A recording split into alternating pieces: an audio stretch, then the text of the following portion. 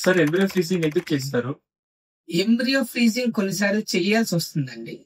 కొన్ని సిచ్యువేషన్‌లో అయితే. ఫస్ట్ సిచ్యువేషన్ చెప్తాను.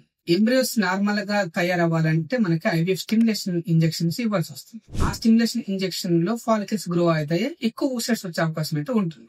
సో సాధారణంగా మనం 2 కంటే ఎక్కువ ఎంబ్రియోస్ ట్రాన్స్ఫర్ చేయడానికి వీల్లేదు. సో 2 కంటే ఎక్కువ ఎంబ్రియోస్ ఎప్పుడైతే ఉంటాయో ఆ రిమైనింగ్ ఎంబ్రియోస్ అన్ని ఫ్రీ చేయాల్సి వస్తుంది. అవి ఫ్రీ చేసిన ఎంబ్రియోస్ మళ్ళీ మనం యూజ్ చేసుకోవచ్చు. అది ఫస్ట్ సిచ్యువేషన్. సెకండ్ సిచ్యువేషన్ వచ్చేసి సోషల్ ఎగ్ ఫ్రీజింగ్ సిచ్యువేషన్ లో కొన్నిసార్లు పేషెంట్స్ సోషల్ ఎగ్ ఫ్రీజింగ్ చేసుకుంటారు అనమాట. సో అప్పుడు ఖచ్చితంగా ఎంబ్రియోస్ మనము క్రియేట్ చేసి స్టోర్ చేసి మళ్ళీ ట్రాన్స్ఫర్ చేయాల్సి వస్తుంది అనమాట. సో ఆ సిచ్యువేషన్ యూజ్ చేస్తాము ఫ్రీజింగ్ అనేది. ఇంకా థర్డ్ సిచ్యువేషన్ లో PGT, pre implantation genetic testing లో మనకి ఇమ్మీడియట్ గా రిపోర్ట్ రాదనమాట. సో అట్లాంటి పేషెంట్స్ లో మనము ఫస్ట్ ఎంబ్రియో ఫ్రీజింగ్ చేసుకున్న తర్వాత రిపోర్ట్ వచ్చిన తర్వాత మళ్ళీ దాన్ని ఆ ఎంబ్రియోస్ ని మళ్ళీ ట్రాన్స్ఫర్ చేస్తాం ఫర్దర్ సైకిల్స్ లో.